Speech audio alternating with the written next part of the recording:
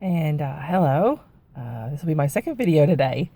This time I want to talk about apostates and apostasy. It's a word that gets flung around. I'll let you tell you, my first encounter with that word was when I was quite young. Must have been in my teens, and my dad worked, and I remember him coming home talking about this guy. He was trying to, well, we didn't call it converting. Never use that word as a Jehovah's Witness. No, we're just trying to save lives as Jehovah's Witnesses. But yes, he was trying to convert this man, and somebody got to him. Somebody got some apostate literature to him and totally turned him off. Oh goodness, that was awful. He lost out on life because of it. So that was the first time I remember there being anything really significant in my mind about apostates and apostate literature. I also do remember way back when we were first coming into Jehovah's Witnesses, and there was a family that were going out. So we were coming in and they were going out. They became apostates, I believe. Dad said, yeah, he used that word to refer to them. So, and they were celebrating Christmas. Oh my gosh, they went so far back. Anyhow, I've already talked about that in another video. So yeah, I remember that, and I remember there'd be articles in the Cedar Rapids Gazette that were a bit of an apostate slant. They didn't look favorably on Jehovah's Witnesses, so a lot of times their articles my dad would call them apostate. So those are just a few things from my youth, growing up as a Jehovah's Witness, that I remember the word apostate being stuck to. And my understanding as a Jehovah's Witness, that an apostate was somebody who not only was no longer a Jehovah's Witness, but was verbally talking against the organization. And that's not sure if that's really the definition now. It seems like people just, if they wake up, if they actually just know the truth about the truth, that they're an apostate. I mean, by my old definition of back when I was a Jehovah's Witness, I'm definitely an apostate now, because I am speaking out, and I will continue to speak out. But there's this fear. This is what makes this a cult, is they instill in a person, whether they're a young person growing up as a Jehovah's Witness or if they're just studying, they instill this fear of apostates and anything that's ever written secularly, meaning outside of the organization, that's written against them. They instill a fear. They say that you don't even read it. Don't even touch it with a 10-foot pole, because it's lies from Satan, and it will turn your mind whether you like it or not. You are going to get turned. You won't have control of your own mind, So here we have actual projection, because that's what they are.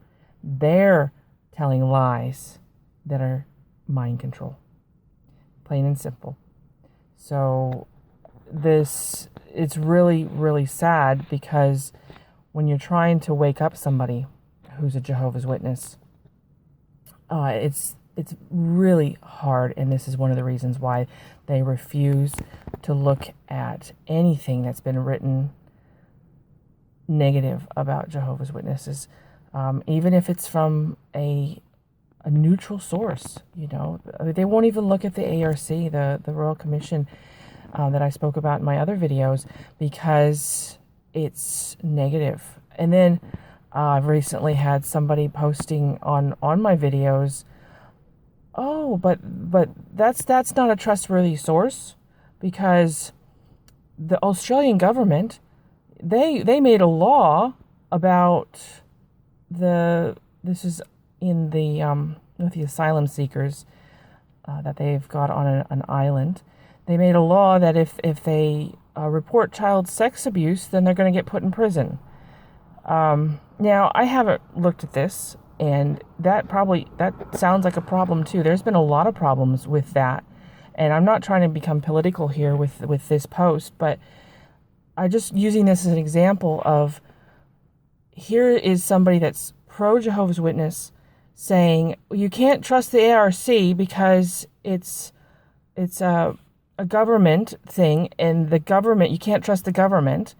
That's deflection. Plain and simple, that's deflection.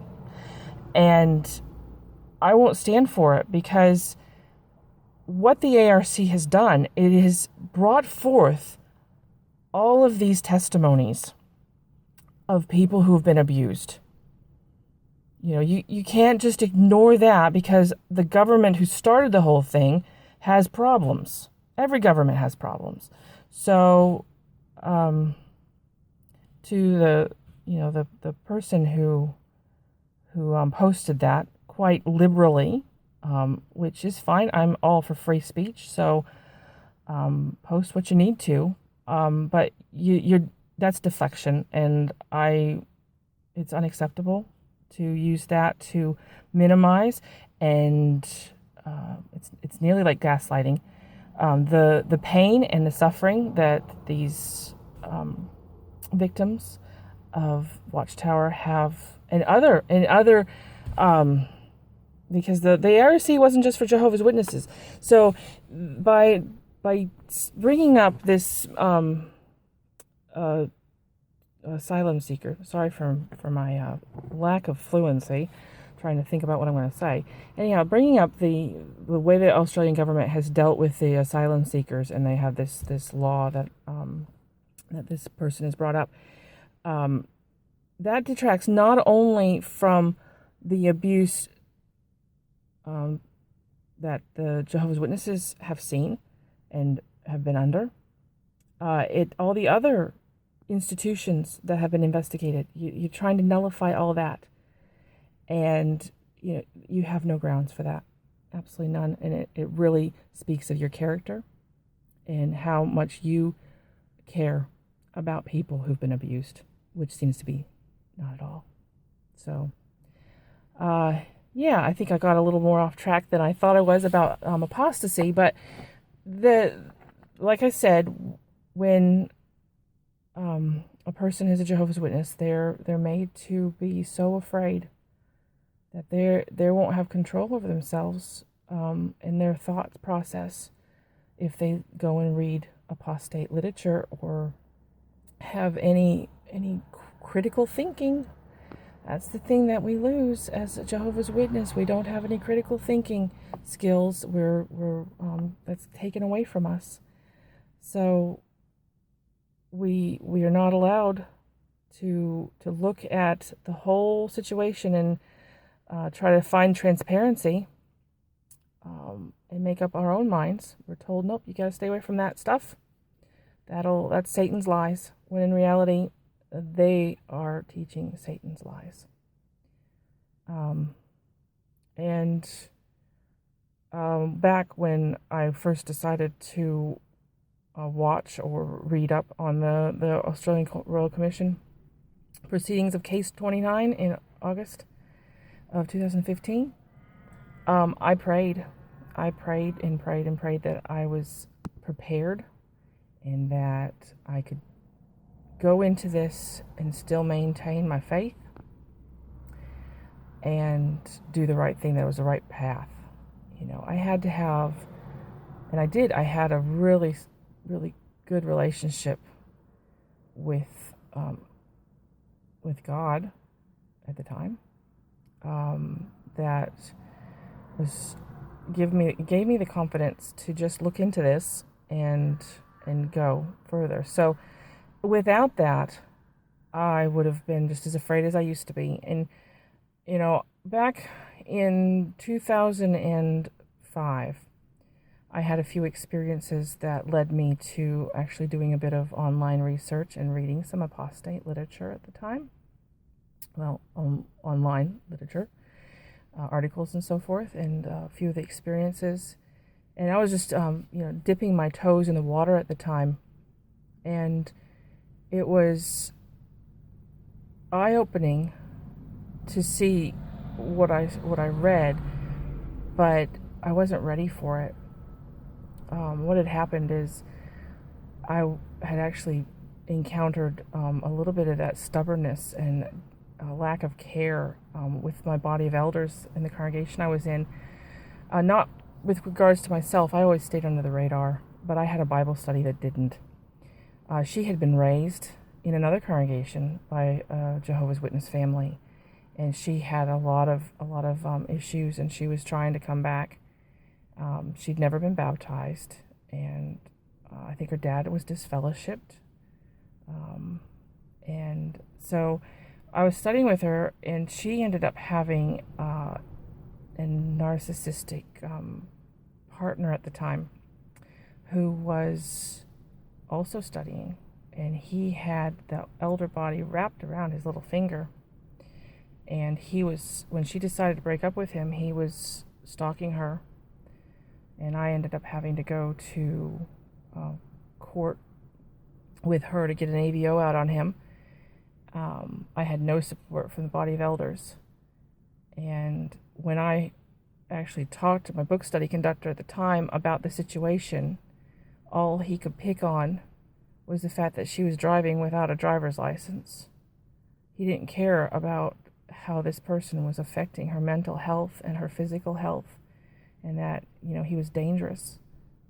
And I mean, now looking back, I understand completely why that happened. Here we have a narcissistic person affecting my Bible study, and it's a narcissistic cult. So, it all goes hand in hand. So eventually, yeah, she moved away. I lost her, which is good. I'm glad she got away. And but it made me very uncomfortable with the organization at the time. I stopped going out in field service.